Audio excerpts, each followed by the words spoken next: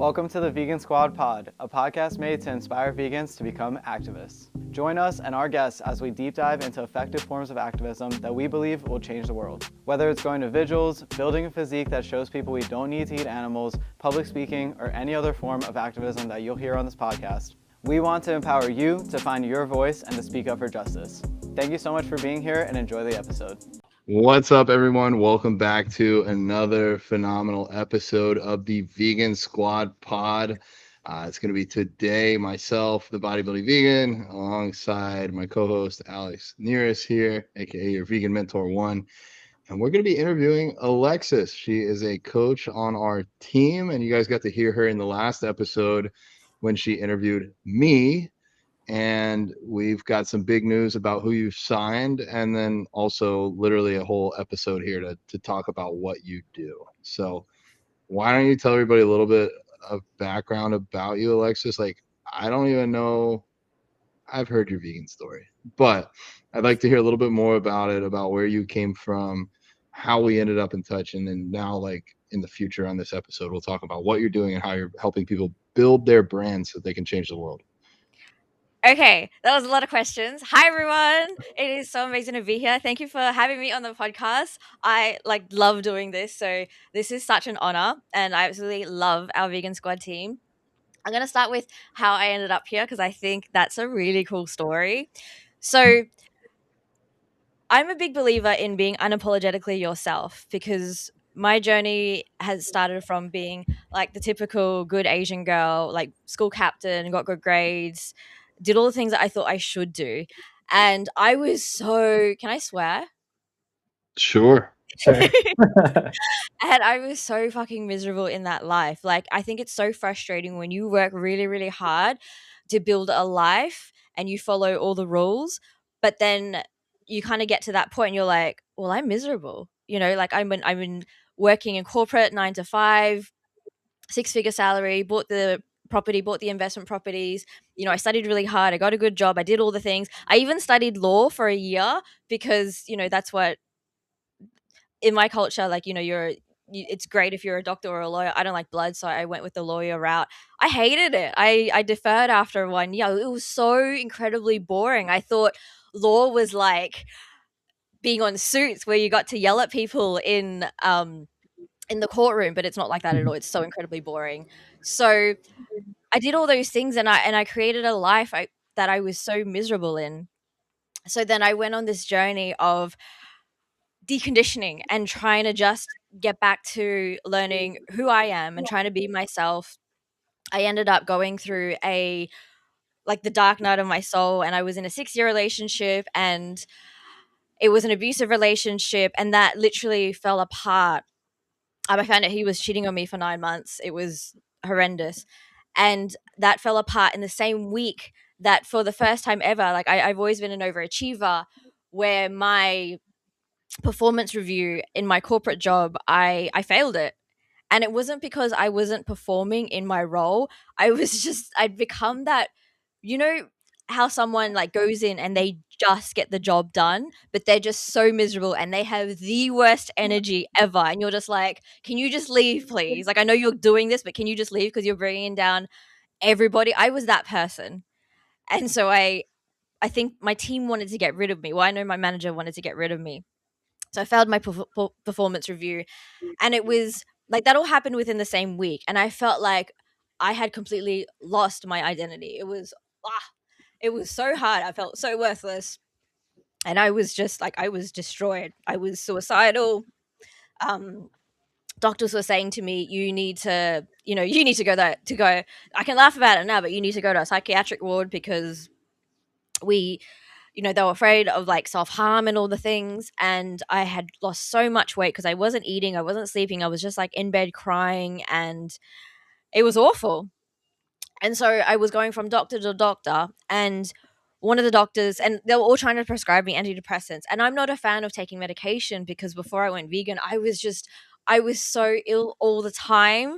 Like, I'm so curious if you're listening to this, if you resonate with any of these things. I'm kind of like telling all my stories all at once, but this story, like I know a lot of people resonate with. So before I went vegan, I was just the girl that was always incredibly sick. So I had acne, rashes, hives, colds, flus, bronchitis every 3 months without fail, like really bad IBS symptoms. So bloating, nausea, vomiting, constipation, diarrhea. Like it was either one or the other. Like there was no, and I was in so much pain all the time, like stomach pain.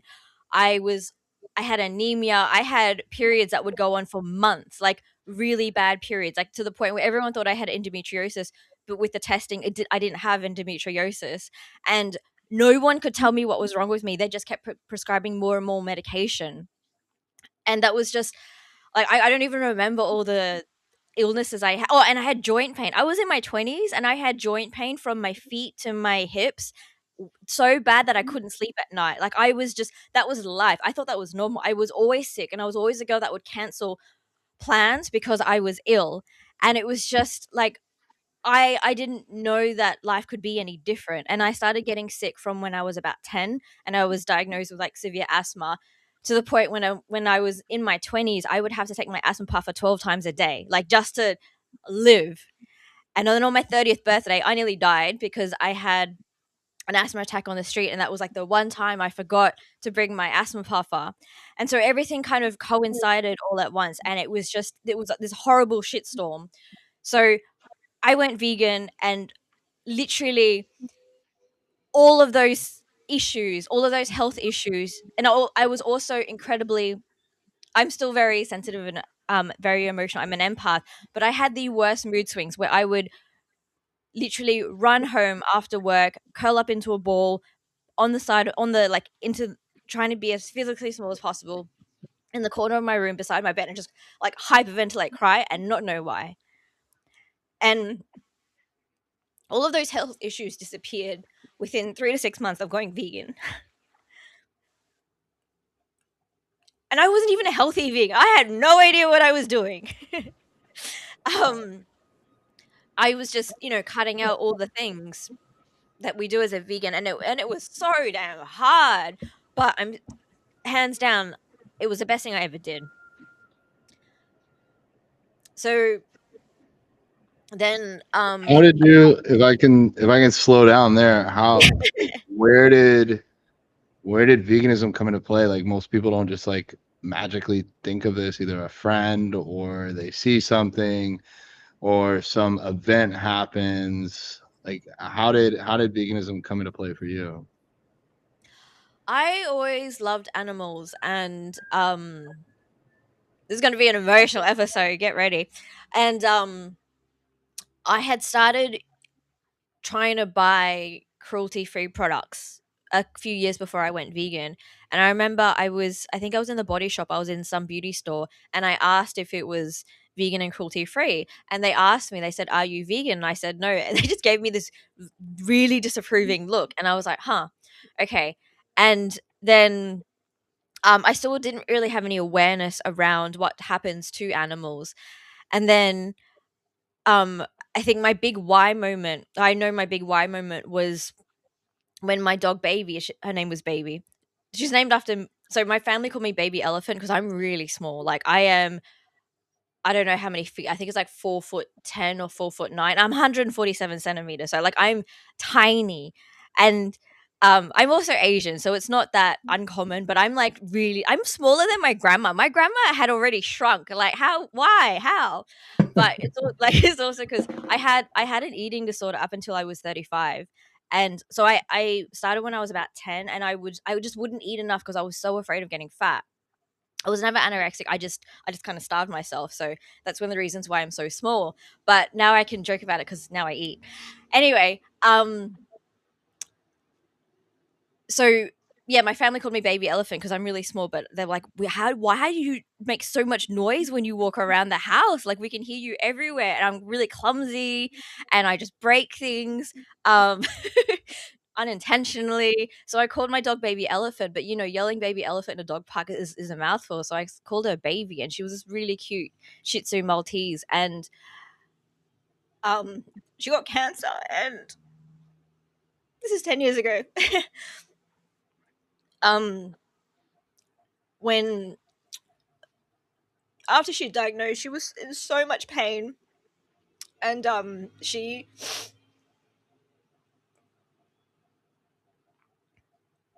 I don't think that pain ever leaves you. It's crazy. I was speaking to Ali about this, John's partner, and she was saying the same thing. Anyway, she was looking at me like she was trying to memorize my face, and I just had this like this spiritual moment where I saw her face, and then I saw how much she was suffering, and then I saw like all these faces of animals, like a cow, a pig, in my mind. Like, it was so crazy because I was staring at her, but I was seeing all these images, and it was like, what's the difference between you and another animal? Because I'm also on my period, so I'm very emotional today. It's a great day to do this. I'm very hormonal. My team have heard this story multiple times. I always cry, but today I'm like excessively crying. So, but I'm being unapologetic for myself, so that's what matters. So anyway, I realized in that moment there's no difference between you and another animal, and if I can't stand to see you in so much pain, then how could I eat or harm any other animal in any way? So that was just before I turned 30. And then I had my asthma attack when I was 30, and I was like, I literally have to make a difference. I have to make a change because I can't keep going like this. I'd been sick for so long since I was a child. I remember I'm in Malaysia now, staying in my auntie's house, visiting, and I remember coming here when I was a child, and I was always on antibiotics when I was here because I was so ill all the time. And like, I had a medication budget because I was on so much medication. And ugh, okay. All right, let's not be snotty on this podcast.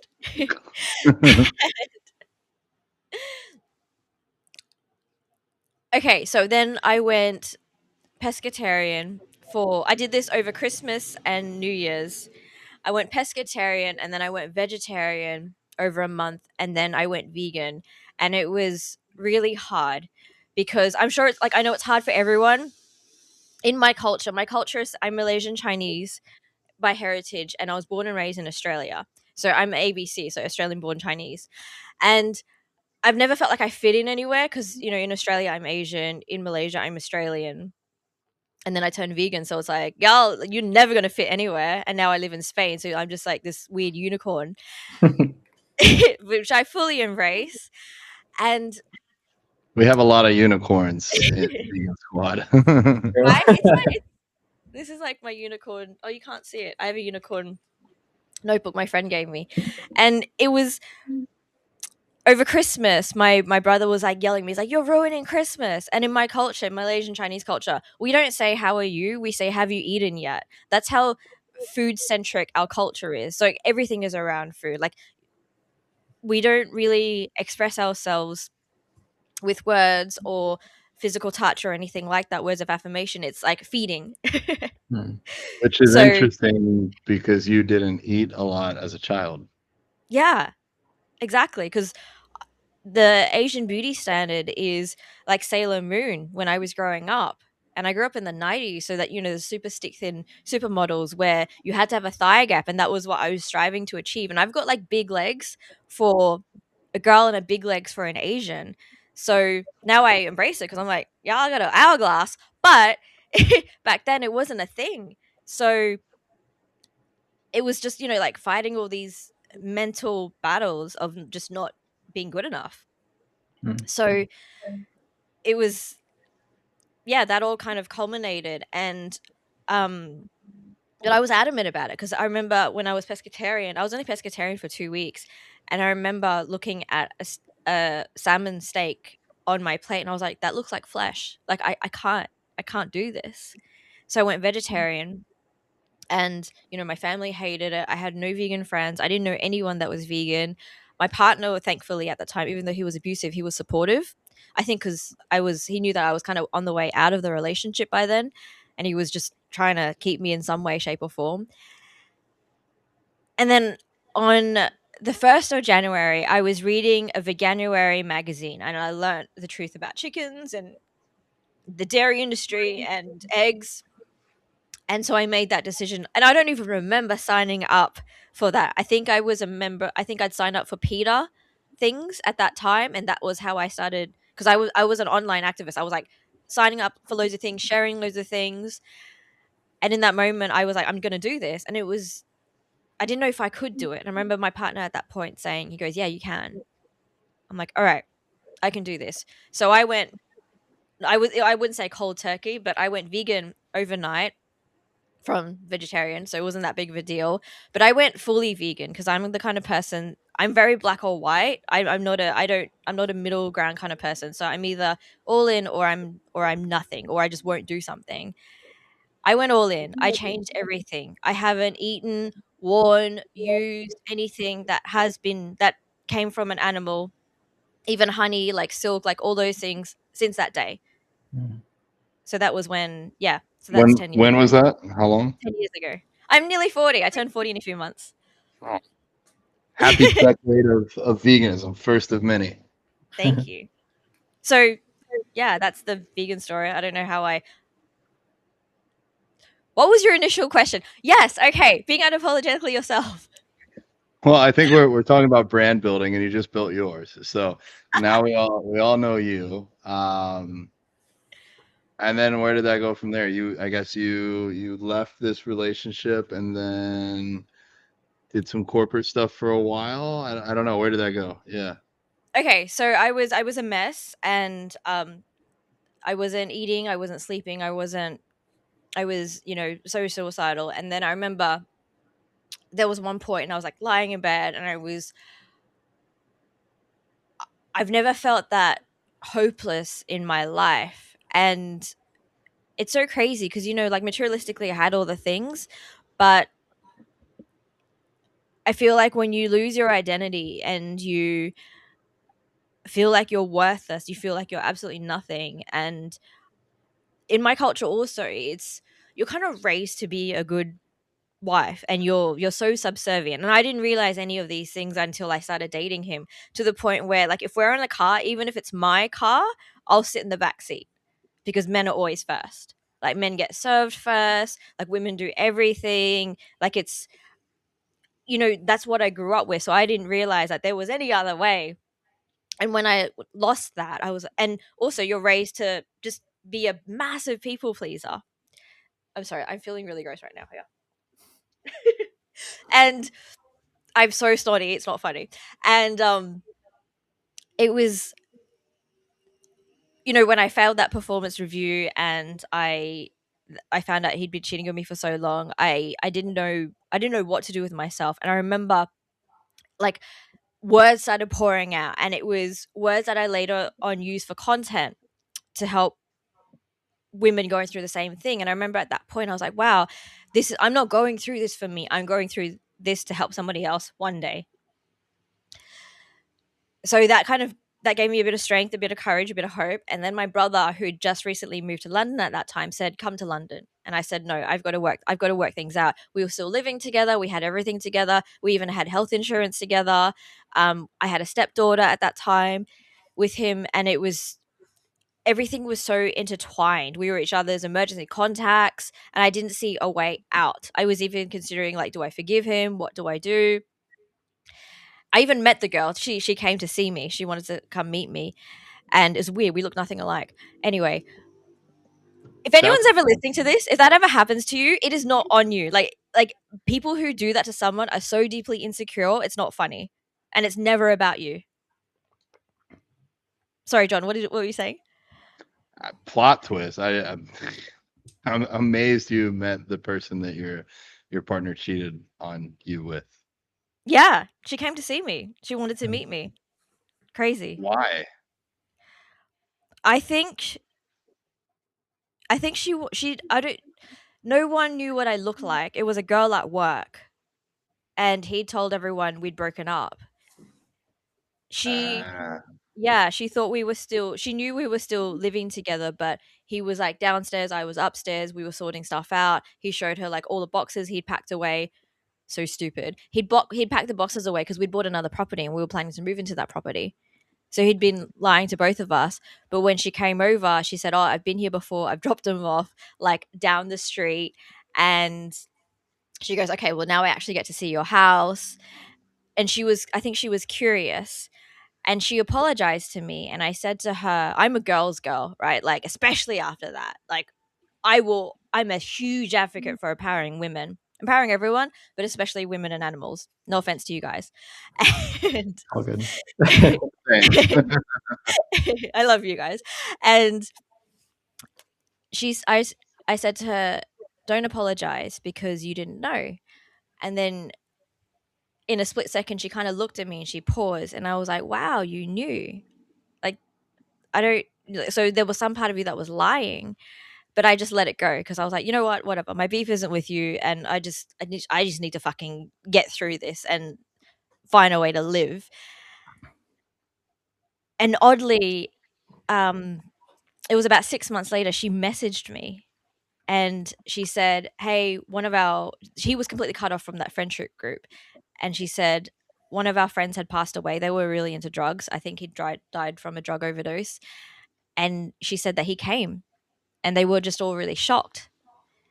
And she said, oh, by the way, we didn't do half those things that I told you we did. And at that point, my friend was livid. I was living with my friend at that time in London. I was visiting her. And I was like, you know what? I don't care. Because I was raised, my mum's a heavy Buddhist, like really strong, devout Buddhist. So I was raised in forgiveness, in karma. I believe in all those principles. So I was like, you know what? Like, I'm letting this entire thing go. And so when I was in that dark night of the soul, after that, my brother messages me and he's like, come to London. I'm like, no. And he goes, look, a week later, he said, we've booked your ticket. Get your ass on the plane. I'm like, okay. And he was with his business partner at that time who lives in Spain near Barcelona. And they're both talking on the phone. And he said, hey, tell Alexis to come to Barcelona. Tell Alexis to come here. And I was like, I can't even do anything at the moment. Like, I'm not even eating. They're just like, just come. I'm like, all right. So I start booking things. And the doctors who were so adamant about giving me antidepressants, they said, you've either got to start doing this or we go to a psychiatric ward. And I was like, is there another option? Because I was so anti-medication by that point. I was like crazy vegan and like healthy vegan. And he said, yeah, you could do it the natural way. You could eat, travel, exercise, get loads of sunshine, start looking after yourself. That concept was so foreign to me. I didn't even know what that meant. He goes, but you need to get out of that environment. You need to change your environment. I was like, okay, I can do that. So I did that. I went to London and I was still a mess in London. And I remember speaking to my brother's other business partner, and that was in December. And he said to me, I have a feeling that you'll be here in March. And that stuck with me. And I'm a big advocate of this. Borrow someone else's belief if you don't have any in yourself. I learned that from a coach. Mm-hmm. So I've taken that on since that day. And that planted a seed in my mind. I was like, okay, I'm going to stay till March. And I was on mental health leave from my corporate job at that time. And then it got to March and I thought, I can't go back. I like the thought of going back, I was like hyperventilating. I'm like, I can't go back. So I quit my job and I'd been in that it was corporate finance. Can you imagine me in a suit? Like what? I was in corporate finance for 12 years. Yeah, literally wearing a suit, like day in, day out. But I was still so I started off like home lending. I was 20 years old, giving home loans and lending hundreds of thousands of dollars to people to buy their homes. And then I went into corporate facilitating, training, coaching. So that's been my career. And at nighttime, I was like, this isn't enough. Like, what the fuck am I doing with my life? So I wanted to make more of a difference. And I've got that tattooed on my arm because I'm such a believer in that.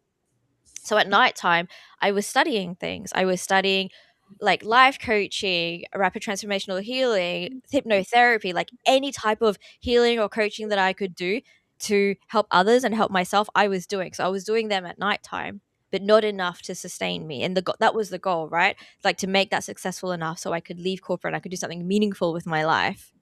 And one of the first types of coaching I did was how to help people go vegan because of my journey. And then my first high ticket client was I helped this man I was in Australia. He was in the capital of, I don't know, he was somewhere in Italy, but he said it was the capital of like salami. That's where like salami and prosciutto was from. And so it was very meat heavy. So I helped him lose 12 kg. I don't know how many pounds that is, going whole food plant based. And that was amazing, don't get me wrong. But the biggest, I guess, achievement and gratification from that was he said he got his life back. So he was so unmotivated before that. He created a stop smoking course. We met online in a mutual how to become a coach course. Sam Ovens, actually, Consulting Accelerator. And he also started spending more time with his daughter. He took her to the beach. He was bike riding again, something he hadn't done for so many years. And it was just all of those little things. It was really evaluating his relationship that he was unhappy in. And I was like, wow, like helping someone get their life back, like that's so incredibly empowering. Like I love that feeling. So I wanted to do more of that. So when I quit my job, I thought, fuck it, I'll go all in. I didn't have any other choice. I couldn't go back to Australia. I didn't want to leave. I wasn't that really happy in London, but I didn't want to leave London. And then COVID happened. And I was like, I have to make this work. So I've been doing loads of different forms of coaching since then. But the one thing that's always been so like fundamental to everything I do is learning how to love yourself, because that's the journey I had to go on, and learning how to be okay and be proud and confident, and be happy with being unapologetically yourself no matter what. Because people pleasing got me absolutely fucking nowhere. Got me in like toxic relationship. Like I had toxic relationships coming at me left, right, and center. Family, friends, partners, like, because I wasn't being myself. I was people pleasing all the time. It was just like, how can I like be the good girl? How can I make everyone else happy? That's a very big thing in my culture. You put everyone else before yourself. And now I'm like, no, fuck that. One of the rules I have with my clients is fuck the shoulds. Whatever you think you should do, fuck that. What do you actually want to do? Because that's so much more aligned and authentic with yourself. And when you go and do those things, you give someone else the permission and power to do that for themselves. Right? And if we're all being the most authentic versions of ourselves and we're doing things that actually make us happy, because now I know like life is too short to be unhappy, then that's how we actually make an impact and difference in this world. Because then we're not afraid to speak up. We're not going to hide anymore. It's true. So why branding and why social media coaching and what like culminating all of that into that? I feel like that's the epitome. And oh my God, I really should get tissue. I'm washing that after. I'm not that disgusting. But I feel like that's the epitome of personal branding, right? Like if you can have the courage and the confidence and the skills and tools to be yourself online, saying what you actually want to say, spreading your message, that's how you're going to make a bigger impact in this world. That's going to be how you make the biggest difference in this world. Whether it be you want to save as many animals as possible, you want to help as many women as possible, you want to help as many people get fit and healthy, whatever it is that you're really, really passionate about, or it's a combination of all of those things, like it is for me, then you can't do that by copying somebody else. You can't do that by following another trend or following what you think is going to go viral, because it's not really you. And when you're being like unapologetically yourself, you're being so authentic, you become so incredibly magnetic, right? That's when you attract your people, your community. Not just people who like your outfit or like what you posted, but die-hard fans that are like, fuck yes, I believe in the exact same thing. I want to be like you. Please teach me. Please, I want to work with you, or I want to be like you in some way. I want to be as strong or as big as a bodybuilding vegan. I want to be as knowledgeable and as brave as Alex, your vegan mentor. Like, I want to be like you. And then you give more permission to be like that themselves, That's like, I think that's so incredibly, it's not just magnetic, but it's magical. And then you end up getting paid to be yourself. Like, what the fuck? Like, that's incredible. And then you create a lifestyle that supports that, right? Like, I'm so now I'm really passionate about freedom. I don't have a home. I travel. I travel around the world. I'm based in Barcelona most of the year because I love it there. But I don't believe in norms. I believe in deconditioning and creating a life that makes you happy and making a big fucking difference in this world.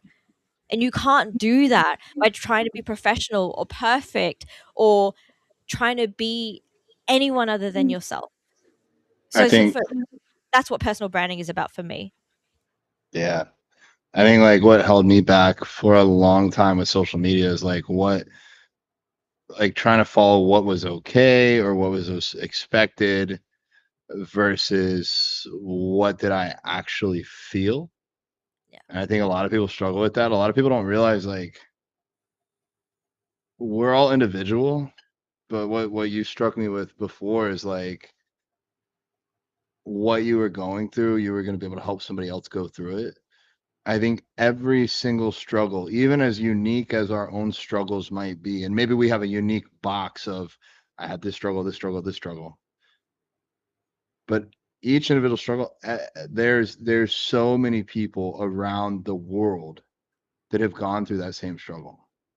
And so if you can share that, like what Alexis just did here, I'm sure that that's resonated with some people, people that have been abused, people that have been cheated on, people that went vegan and their family wasn't vegan. Like when you share that you went through that, then not only do people feel that it's okay that they went through it too, they also feel empowered to speak about it. I mean, look at the Me Too movement. Like when a few people have been brave to speak up, then other people will speak up. And so that's why I think it is important for people to share their real stories. And Yeah. there might be people that don't even realize it yet that like call it what you want, but that's building your brand is just sharing your experiences and your stories. 1,000%, right? And I feel like, there's a big misconception around out there about building your brand because it means that you have to portray yourself or represent yourself in a certain way to appeal to your audience, to get more followers, to get more clients, whatever. But that's not building a personal brand. A personal brand is all about how can you be unapologetic, this is my version of it. How can you be unapologetically yourself online, face to face, whatever kind of brand you're wanting to build, and attract people just by being you? So you get paid to exist and you get paid to create the life that you actually want to live. And after I created the life that I worked so hard to create the life that I didn't want to live, I was like, I'm only going to create the life that I want to live now and help other people to do that. So when you are unapologetically yourself, and let's talk about like online, right? Like building that presence, it makes everything so much easier. Content creation is easier. Planning your content is easier. Filming your content is easier. It's not like, oh, I have to go do this now. You just end up documenting aspects of your life and you show more of yourself and your stories and you share more of your stories. Because when you can get really vulnerable and get comfortable with that, getting really vulnerable and getting really raw and real and ugly crying on camera, you don't have to, but it helps because you're just being yourself, right? When you can do that, whoever there is, I like guarantee you there will be someone out there listening, and they're probably a silent lurker that will never engage with your content, but they're listening to you and they're watching you. And when you share that part of your story that was the hardest for you to share, they feel immediately seen and heard because they've been there too, or they're going through that too. And what you're showing them is like, oh my God, if you're that brave to do that and you've come out on the other side and now you're doing this, then maybe I can too. And you've immediately helped someone. And then when you share your offer, yeah, like how you can help them, they're like, you've just given me a lifeline. I think Alex, you can speak about your most successful or by the metrics, your biggest post of all time. I mean, Yeah. I think Yeah, it was my coming out post, coming out as a trans guy. That was definitely my most successful post, just being my raw, authentic self. And yeah, I feel you with like having the thought of I need to get through this or like I want to get through this, and I know that when I do, like I'll be able to have the knowledge to help somebody else. I feel like that's been a thought that's helped me get through a lot as well. And you're right, like stories is like how we connect with others and how, you know, we can inspire and how other people can relate to us and see themselves in our stories and us in them, and we get to just coach people and create that safe space for them and help them see that they're not alone in what they're going through, and they will come out on the other side because you're the example of that as well, and like they're going to be the example for that for themselves and then for somebody else too. Yeah. Sorry, go John. just gonna say it's a way to get through what feel like dark times. Like if you're trans and you haven't come out yet, that might feel like a dark time. Or Alexis, like in your case, there's somebody on their journey, on their story that's being cheated on right now. And like that's their hard time. For me, not feeling like I had anyone in this vegan space, like feeling alone, like that was a pretty dark time. And so I don't think we should only speak about the dark times, but I think the people that on the outside appear to be successful or happy now, it's important for us to share like where we came from so that those people, it's almost like a roadmap. Like you're at the bottom of the bottom of the mountain and you want to get to the top. Like, well, here's one path you could follow, and you can. It's not impossible. You can get to where you want to go. Yeah, and what I love about it is that you don't have to be the expert. You don't have to be, 1,000% qualified and have 15 million degrees or qualifications. You don't have to have loads and loads of experience. I feel like a lot of people get stuck in imposter syndrome because they feel like they're not good enough because they haven't done X, Y, Z. All Mm. you need is to be able to help someone with what you've gone through. And I guarantee there's a million people out there that are stuck with just something that you've managed to accomplish. And it could be, and it's not just, like growing a social media or um something that's visible or tangible, right? Like I've shared loads of stories so far on here about all the things that I've gone through and I've come out on the other side. And because I've shared so many of those stories, I've helped so many of those people go through the exact same thing or something similar to it just because they've seen themselves in my story. So you just need to want to be able to help someone, have that desire, and then be brave enough to share it and just be one step ahead of them. Because the other thing is, if you are the super qualified, oh my God, you're the guru, you're the expert, you become unreachable. You become someone that they cannot resonate with, they cannot connect with because you're way too far ahead in the journey. And you may have gone through all the steps that they're going through. So you might be on step 10, they may be on step 1. So yeah, you could help them. That's amazing. But at the same time, when you are on step 10 and they're on step 1, trust me, you're going to be so disconnected from them because you're so far ahead in your journey that you probably don't really remember what that pain was like anymore. So it's hard to relate and resonate with that person, right? Whereas if it's still kind of fresh for you and you can still get quite emotional talking about it and it's something that you're still so incredibly passionate about now, then that's the sweet spot. And Yeah. that's one of your big foundation blocks that got you to where you are now and the person that you are now. I Then think a lot of people just need to start sharing. I remember someone like I was really grateful. I don't even remember his name or his handle, or it was so long ago. This is how long ago it was. I was like, oh my God, this guy's huge. He's got like 20,000 followers. Like he's got a huge account. And he's like, oh, your stories are good, but like you don't post anything with your face. Like you don't talk towards the camera and you don't put, and then I did it once and he's like, you didn't put captions. And this was like 5 years ago. So now people tell me, they'll be like, you're good at this. Like you just know how to talk on camera, or like this is easy for you. And it's like, I've been doing it for like 5 or 6 years. Like it's anything becomes like easy or at least somewhat comfortable. Like leg day for me is never easy in the gym, but I know what leg day is. It's never a surprise. It's I know what it is now. But for a lot of people, like posting their face on a story feels like impossible, but that's because you just never do it. Like we all have faces, we could all record. Like it's not impossible, but people will second guess themselves and overthink as to why that it's not okay or it's not good enough or their story doesn't matter. Like I didn't do it because I thought my story mattered enough. I did it because somebody out there had what I wanted. I was like, this guy's got a platform and he's saying this is the way to get there.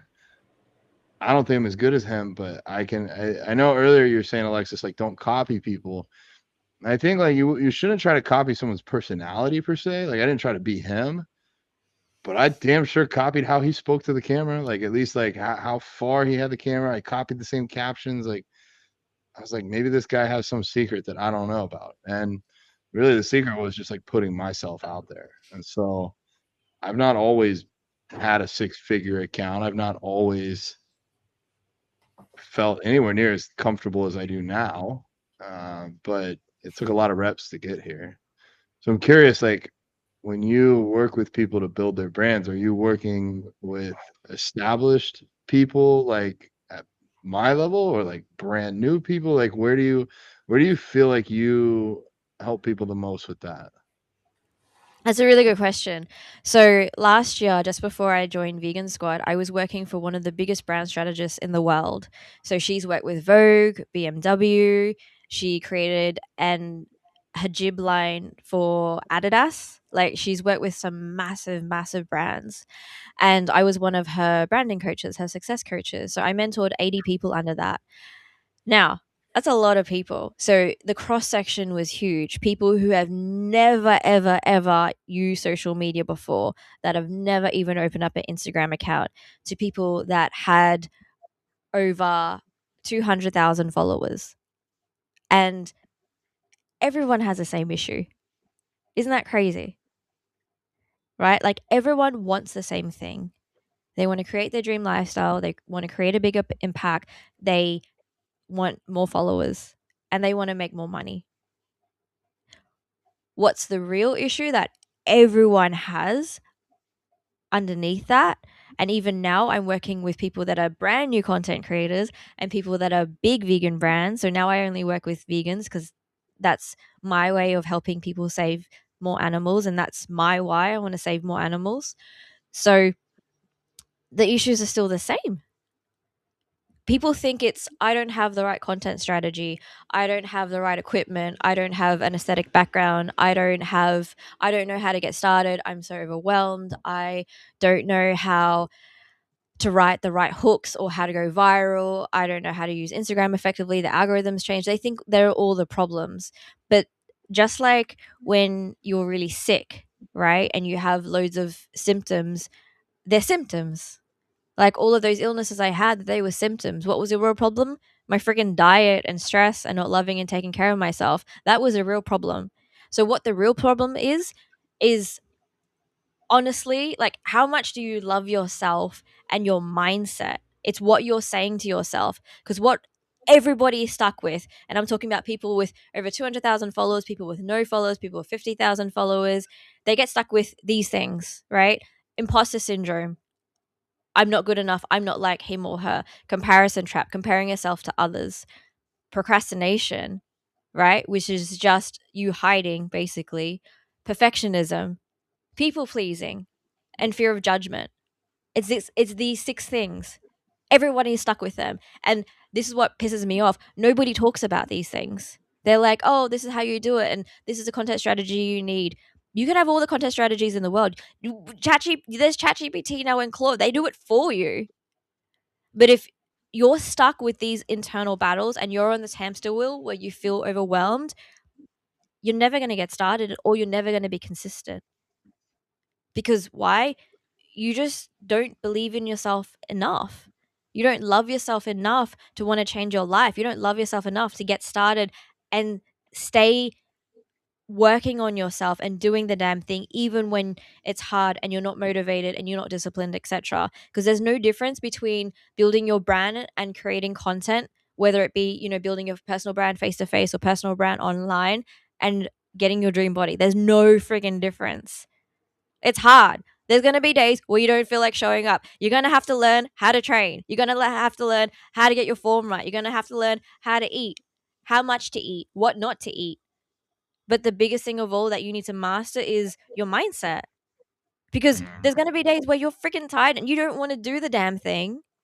But if your self talk can get you out of that, and your why is, you know, your why, first of all, and your why is bigger than you, and it's enough to drag your ass out of bed and go and do the damn thing, then you're going to do it.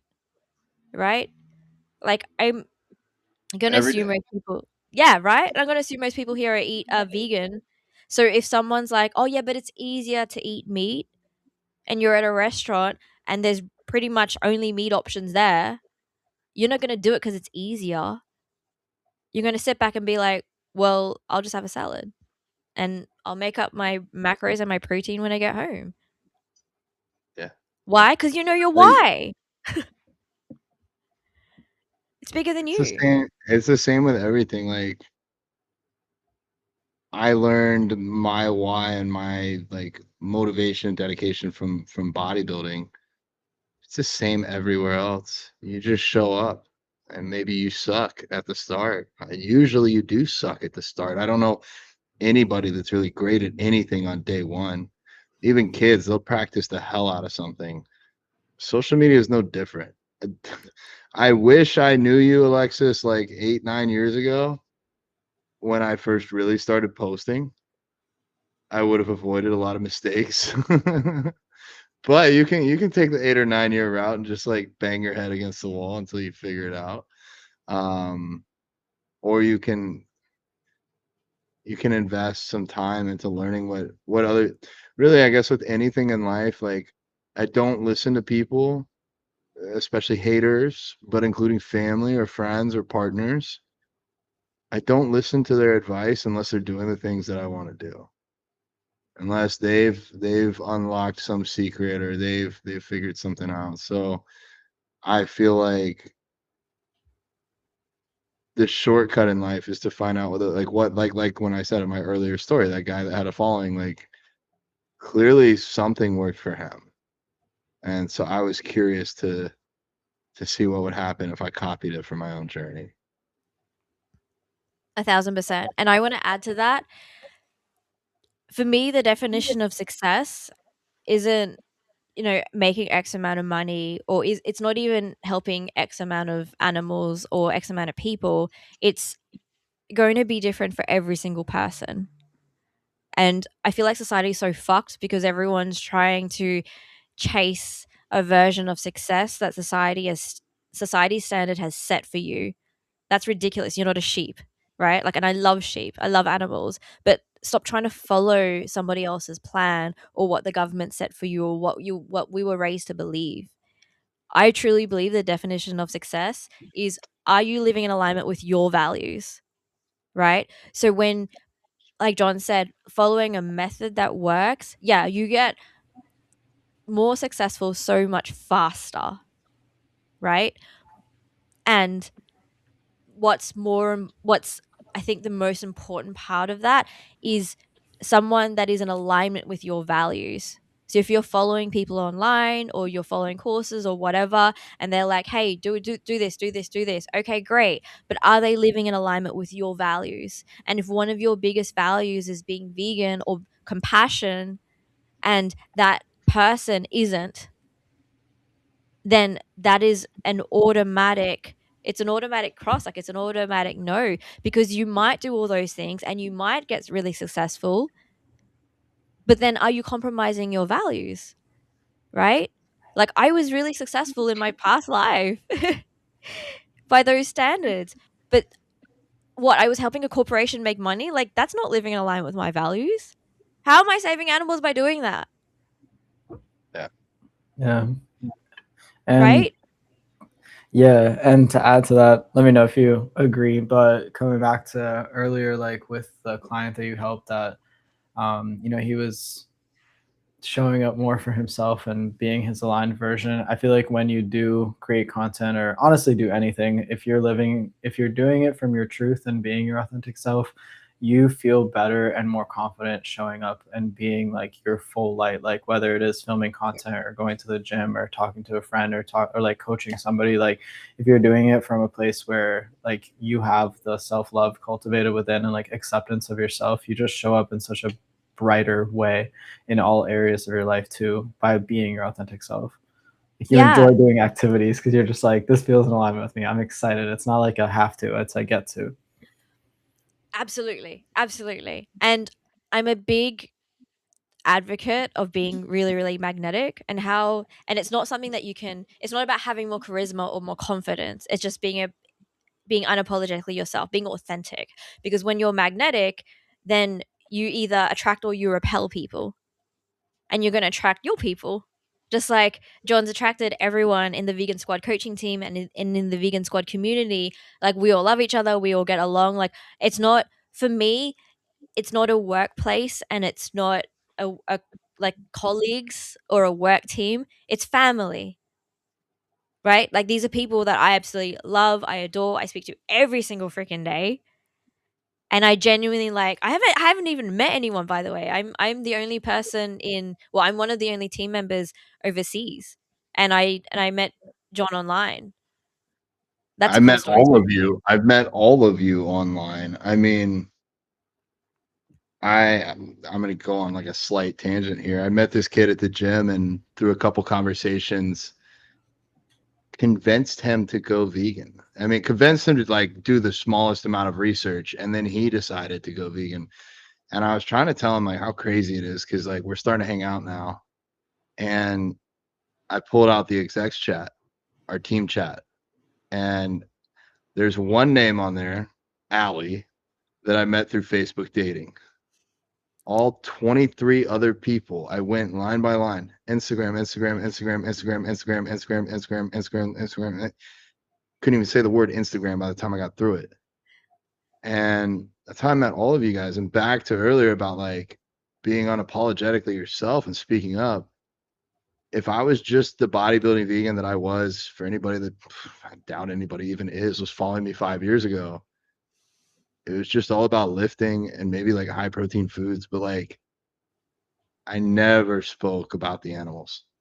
I never spoke about the part that matters the most to me. Like, quite frankly, if you said you can only speak about one thing the rest of your life, it'd be about veganism. It wouldn't be about bodybuilding or sports or cars or anything. It'd be about veganism. And so once I started speaking about that one thing, like the last thing I'd let anybody take away from me, I met my vegan family and now we're on a podcast. Like it's every single day I just reflect and like I've had some like mentally hard days. But this is the best time of my life. Best time ever. And I feel like this is a good segue because we said we were going to do this last episode. We said we were going to give this big reveal, Alexis, on who you're working with. And I think we really need to tie it back into our previous guests on the Vegan Squad Pod. Like, why are we doing what we do? Because it might have gotten lost in this that we're just talking about social media. This whole podcast is about activism. I don't know if that's where we originally started the podcast for, but that's where it is now. Alex is agreeing. But like, we want to change the world and we want to help people do that. That's why we created Vegan Squad. And now with the podcast, we've been focusing on activists. And now, if you guys remember Ella Majors, she's now officially working with Alexis.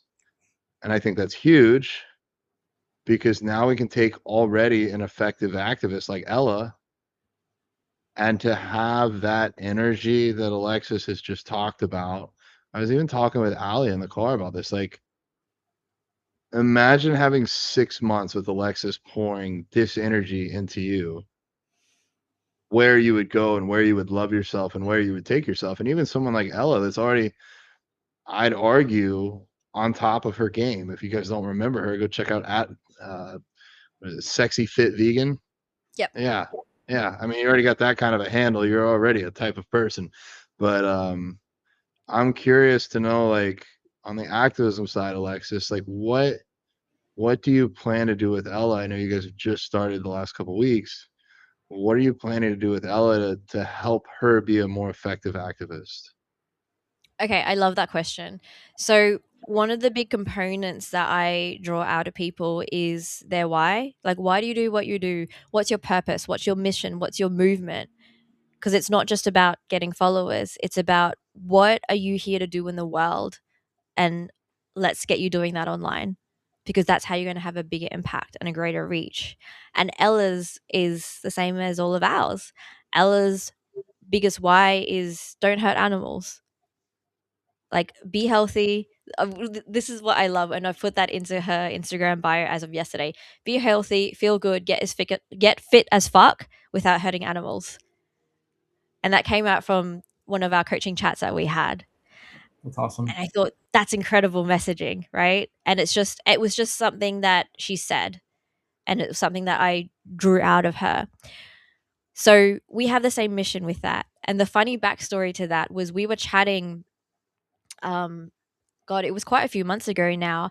And I saw one of her posts and I wrote to her and I said, hey, this is really great. I love the caption. Can you turn the caption into a carousel and then let's collab with it and make it Vegan Squad Coaching and you? And she said, actually, I need help with my social media. Do you know anyone that's vegan that could help? And so we kept chatting and now she's one of my clients.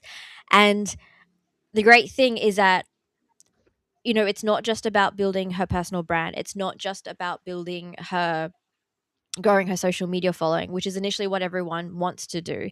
It's about how can we help you achieve your purpose? How can we help you build your mission, build your movement, and get more and more people to join it? And her mission and movement is the same as ours. We want to save as many animals as possible. We want to help as many vegans or as many people to go vegan as possible. And we want to help them become healthy and fit. So it's an alignment tick. And alignment is really, really big to Ella, which is incredible, right? And this is what I mean. You attract people that are like you when you're being yourself. So everyone we attract and all the clients I attract, they have the same values. They have the same mission. So it's easy, right?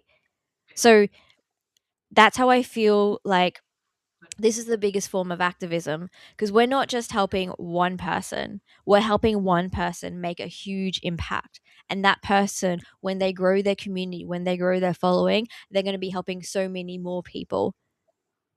And it's giving them the courage and the confidence to be able to make content that feels really effortless and easy because it feels like them.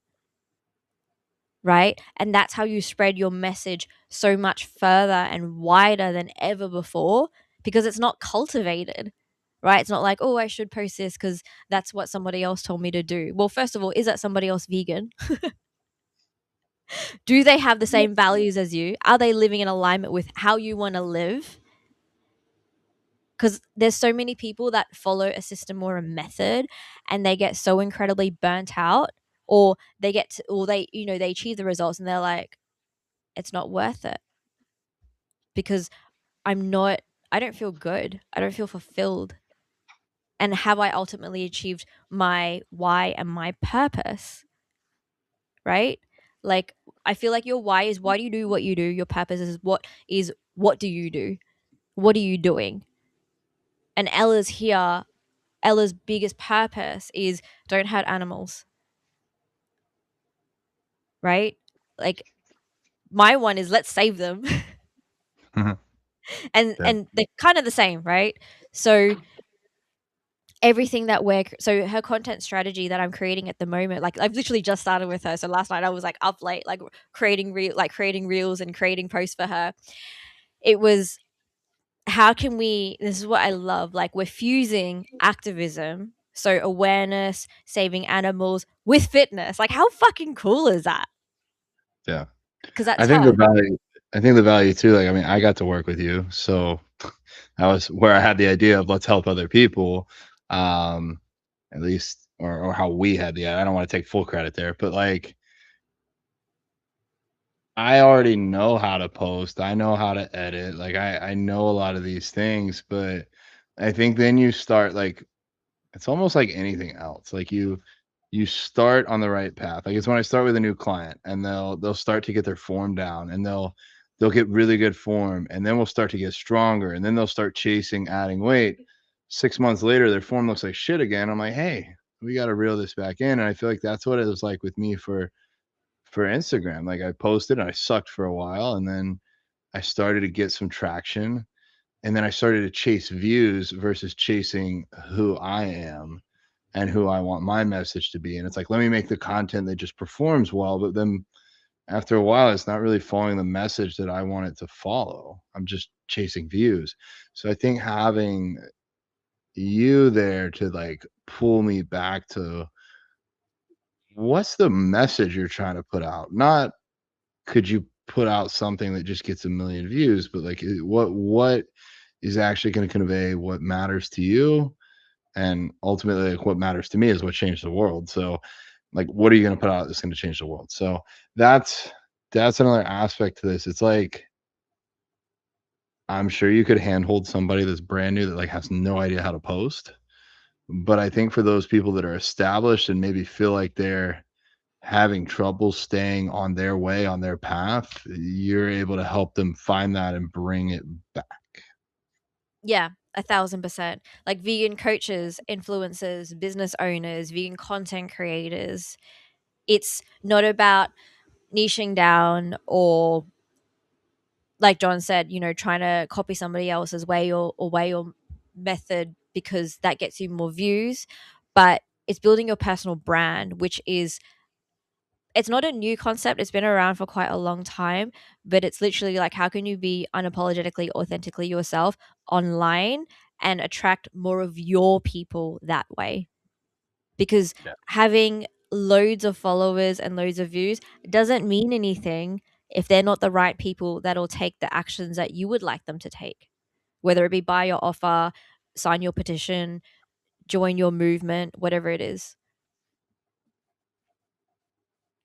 Yep. All right. I think I've asked and said the questions that I had. Alex, you've been relatively silent today. You got anything else for Alexis? I think the question that came to me earlier was, how were you able to coach yourself out of limiting beliefs or like imposter syndrome? And what would you say to someone else that is maybe struggling with that? Okay, awesome. So imposter syndrome is, all right. So like, let's go into the mindset-y stuff, right? So there's basically three core root cause beliefs that everybody has, but it's root cause. So whatever you're saying to yourself, like, I'm not good enough, I can't do this, I'm not like this, I don't have enough experience, blah blah blah, like, right, like, and I'm just like, I'm not trying to invalidate anyone how they're feeling, but these are just stories, right? And there's scary stories, there's stories that aren't true, there's stories that they're just stories, and stories can be rewritten at any given moment, anytime. And the power of your stories will dictate how you live your life. So the deep root seated cause of these stories, the root cause stories are, I'm not good enough, I can't have what I want, or I don't belong.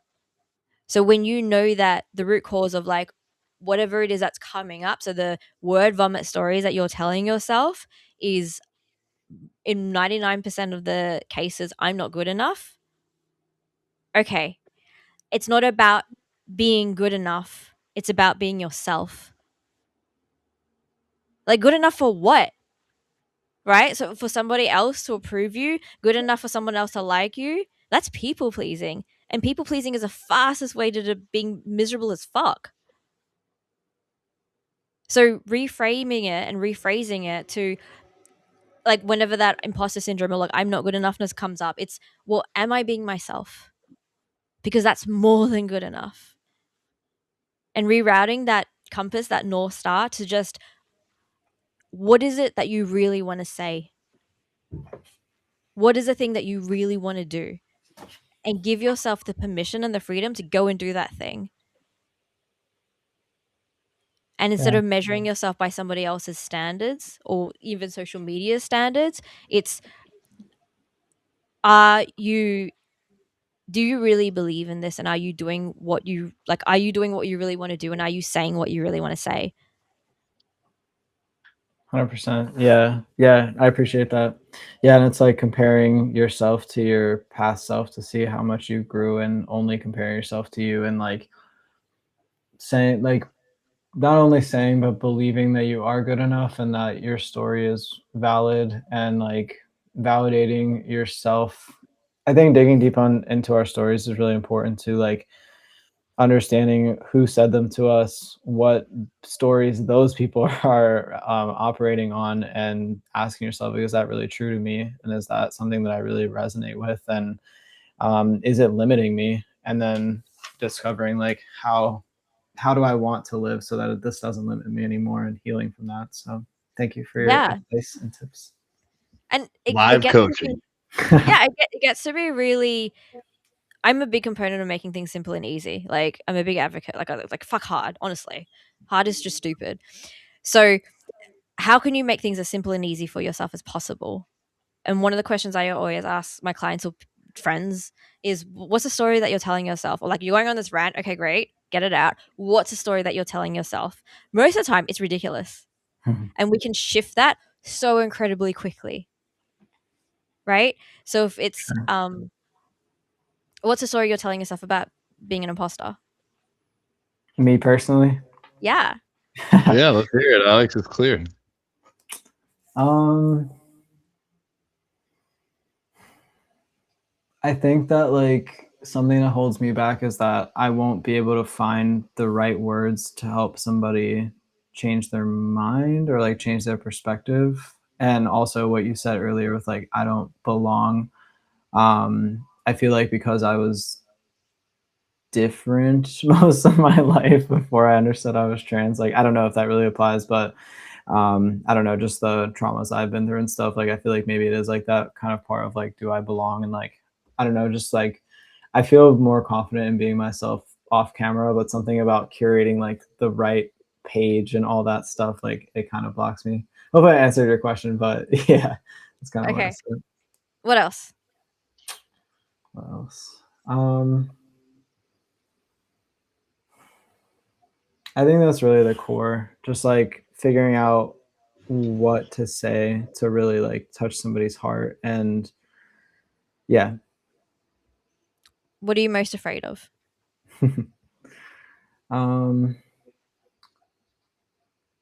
I guess just like failing or looking like a fool in front of others, or like, honestly, I think just not being able to make the change that I want to see in the world. Okay. So what would looking like a fool make you feel like? I guess just embarrassed, crawling back in my little shell. Feeling like you want to hide, right? Yeah.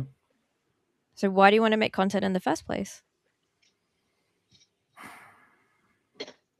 Because I do agree with the importance of sharing your story and setting that example for others and showing them that they can better their lives and be more authentically themselves. Yeah, I think I haven't really found the exact way to have how to express that with content, but I do agree with that philosophy a lot, and like continuing to do self-care practices and whatever it is for bettering your spiritual, mental, and physical health, and making a positive impact in the world because you're showing up as that authentic version of you. Okay. So repeat this after me and then finish the sentence as quickly as you can. Okay. The story that I'm telling myself that's holding me back is?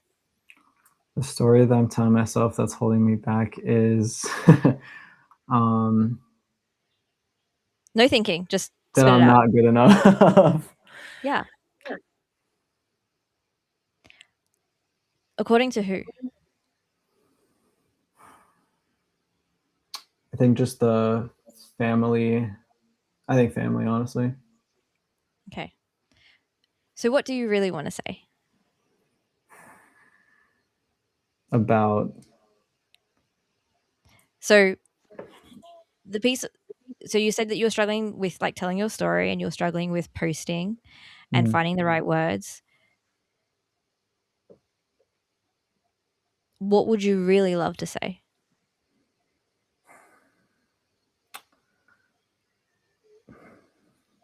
Okay, repeat the sentence after me and finish that as quickly as you can. No thinking. Okay. The message that I really want to share is The message that I really want to share is that it's imperative to be vegan because it allows you to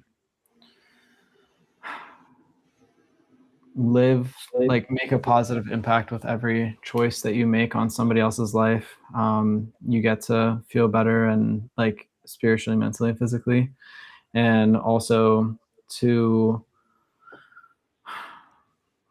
I guess, just take care of yourself. Like find your voice, heal, figure out what lights you up and continue to pursue it. I just want to see the world be a better place. I want to see people feel better and make the impact that they want to make. I think that's really the core.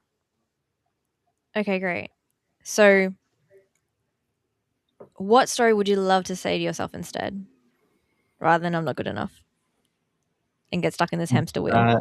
I have all the experiences, knowledge, and like character or soul, whatever, like the lived experience to be able to share with others and guide them in a way that suits them. And just to be the example that maybe somebody needs out there, like that the younger version of me needed, or yeah. Okay. If you were to pick, I love that, by the way, it's so beautiful. If you were to pick 3 words that would represent how you would love to feel, what would they be? I think like alive, Mm-hmm. empowered, and authentic, or like honest. Yeah. Okay. Let's go with authentic because you said that first. Okay. So here's the thing, right? Like when you just try and say affirmations to yourself, it's really hard because your brain calls bullshit. Like if you're a broke ass homeless person and you're like, I'm a millionaire, I'm a millionaire. Dude, like what do you think your brain is going to tell you? It's going to show you and tell you all the reasons why you're not. So when you try and say something like I want to be myself or I want to be authentic or I'm confident, blah blah blah, they don't work. You, to an extent, yeah, they do work. If you keep saying to yourself often enough, you keep seeing it, yes, because then it becomes osmosis and you absorb it. But initially, it's so damn hard. It's like if you're trying to go to the gym, you're like, I don't really want to go to the gym, and you're trying to say to yourself, yeah, I want to go to the gym, I want to go to the gym. It's hard, right? For sure. But here's what's your brain can't argue with: a question. Because then you're giving it something to do. Your brain is like a child, like a 4-year-old child. Give it direction. So if you were to say to yourself, why is content creation so easy for me? Why is it so easy for me to be authentic, alive, and fully myself? Yeah. Or like what helps me get into that energy? Like what makes me feel empowered or what makes me feel authentic? And kind of Yeah. like sitting those feelings. Exactly. So, and why questions are really important, like why am I so empowered, authentic, and alive? Asking yourself that instead of telling yourself the story of I'm not good enough, it's not just rewriting the story, it's reprogramming your brain. Because then your brain will look for those things in your environment, in your world, and it's going to show you those things. Like this isn't just like woo woo, this is actual neuroscience. Your brain is going to start to look for those things and show you why you're so empowered, and you're going to start to focus on those things, which shifts your energy, which shifts how you feel, so you immediately feel better about yourself. And Yeah. if you don't believe me now, like ask yourself the question, why is it so easy for me to be grateful right now? Yeah. No, I feel it. I feel the energy shift like when you ask it. I want to hear you answer it.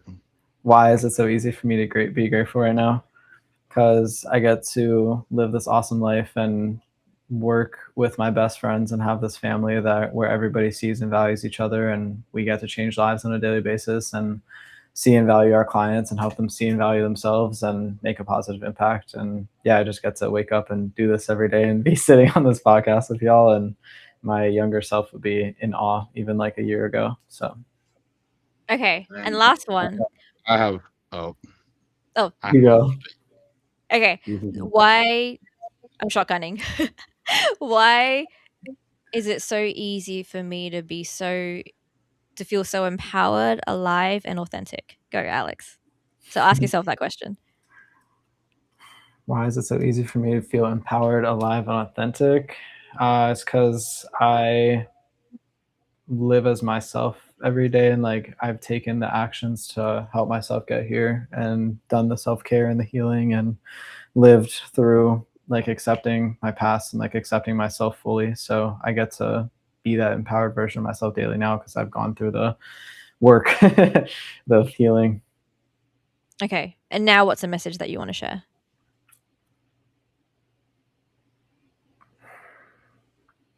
Without thinking. In order to get to that place, you need to show up for yourself in the ways that help you heal and accept yourself fully.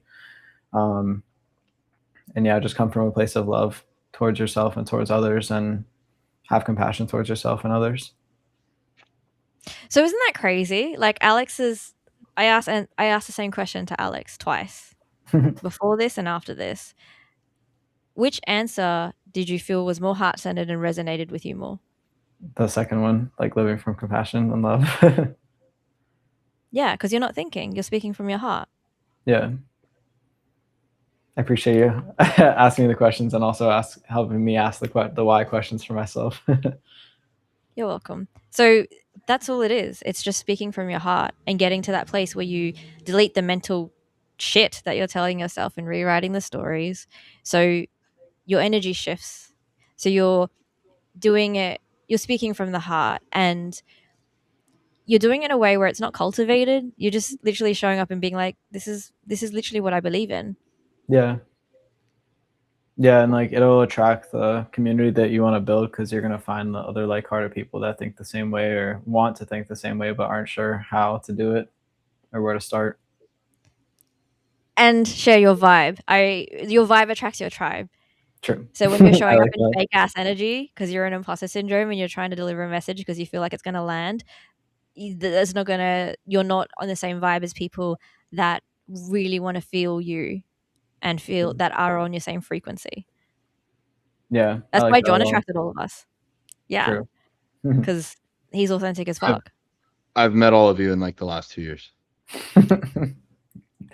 Yeah, John and I haven't even known each other for a year or for 2 years. And it's been because I've leaned into who I actually am. And if you guys want to know why I've had the most success I've ever had in my life for the last 2 years, look at who I spend my time with. And I live with you, Alex. Thanks. All right, Alexis. Thank you for the live coaching session. I think you've demonstrated your talents and your abilities here to even help someone as amazing as Alex start to clear off this mirror of grime and grit and bullshit and lies that he tells himself so that he can actually see who he is. How do people contact you if they want to do the same? Okay, let's chuck the details down below. Okay. And click the link. Yeah, so we'll chuck in a booking link down below and I will have a one-on-one chat with you. So we're going to chat about what you're struggling with. What do you really want to achieve? What do you feel like is actually holding you back? And we're going to make a plan to help you get there. And if I feel like I can actually help you, then we're going to talk about that as well. We might do some more live coaching because more people need to ask themselves these questions. That'd be cool. All right. Well, it's late. I love you both. I'm going to give this a really abrupt end. Alexis, thank you for sharing your story. Thank you for coaching Alex. Thank you for helping me do things for Vegan Squad that I never even thought to do. I thought that we would do coaching for a very long time. I had no idea that we would be helping people build their brands. Our goal is to help 10 million people on their vegan journey. and one-by-one coaching would take a long time, but helping people like Ella Majors become more effective activists, not to say that they weren't already doing great, but we can all do better. And I think, as we just saw here with Alex, we've all got some inner work to do. I think every day we can do inner work. So thank you so much, Alexis. I appreciate you more than you know.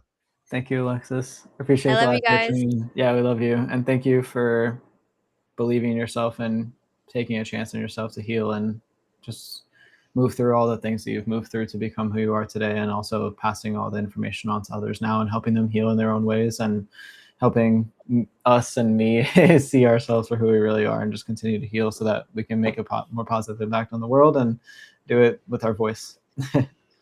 Thank you for being brave enough to answer questions online. For sure. Anytime. I appreciate you. All right. Love you guys. Love you. And love everyone that's listening. Ever. Yes, we love y'all. Peace. Bye. Bye. Thank you for tuning in to another phenomenal episode of the Vegan Squad Pod. I hope that you're feeling inspired to pursue activism in your own way. That was our goal when we set out to launch this podcast. We want to help inspire other vegans to find their voices. But that's not all we do. We also have the Vegan Squad coaching team, where we help people find their way to veganism, and we help vegans get even more fit. This, for me, is another form of activism. The more that we can elevate the lives of the vegans that work with us, the more the rest of the world will see us living our best lives and be a little bit curious. Additionally, every single one of the coaches on the Vegan Squad coaching team is 100% vegan. So you know that by supporting us, you are literally supporting other vegans. Exclusive for listeners of this podcast. If you'd like to work with us and hop on a free call, click the link below. One of our expert coaches will reach out and help you elevate on your fitness journey. If anything that you learned today on this episode was useful to you, please share it with a friend, and we'll see you next week.